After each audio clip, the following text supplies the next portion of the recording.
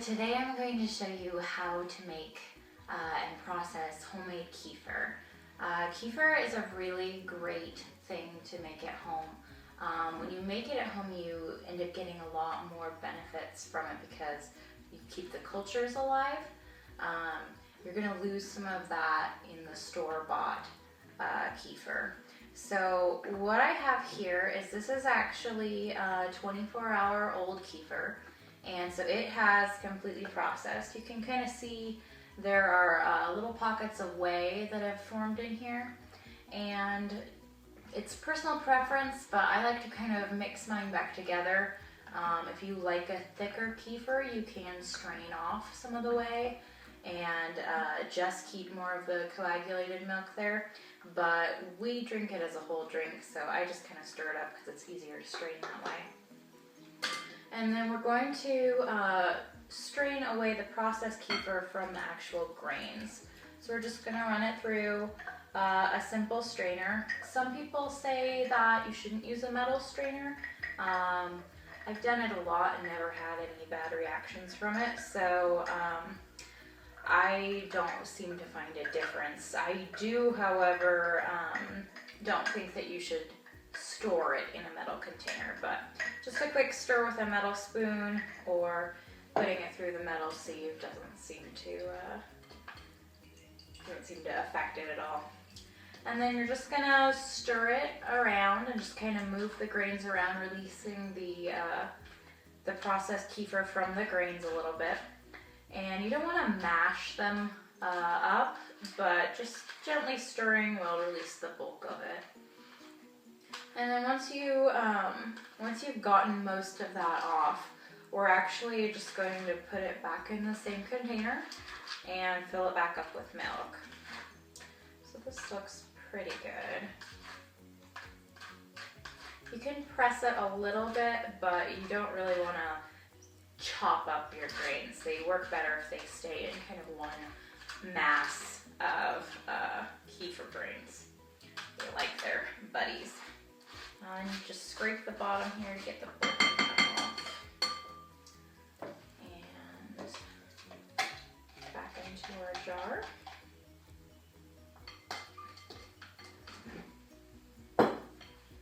And then we're just going to fill it up with fresh milk.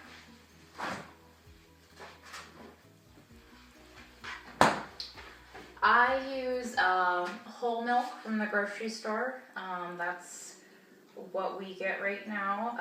You can, if you have access to raw milk, use raw milk in this situation.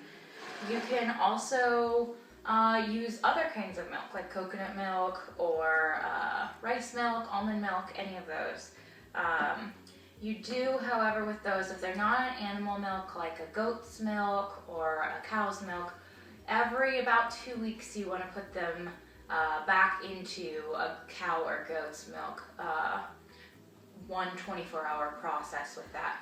The reason being, if you process them in coconut or almond, any kind of nut or grain milk, the kefir grains will eventually die. So there's something in the animal milk that they actually do need, and so just one batch about every 2 weeks should keep them happy.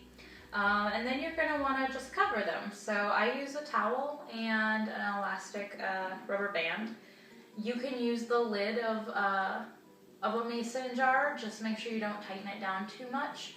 It does release CO2, and so if you keep it completely capped down, it will start to build up pressure, which will create kind of a champagne-y like drink, more so than your regular standard kefir.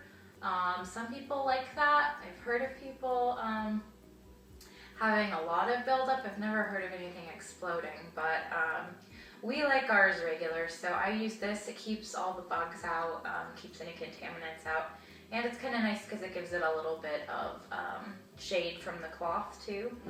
You don't have to be super concerned about keeping this, in the back of a cupboard where you're going to forget it. But you don't want it in direct sunlight. So this is kind of a nice way to do it. It does give it a little bit of protection that way. And then I just store it on top of our fridge or on the countertop. And about every 24 to 48 hours, Depending on how warm your house is, if your house is really hot, they'll process faster. And in the winter, it goes a little bit slower. So once you start seeing the little breaks of whey pockets in the kefir, then you know it's ready to process.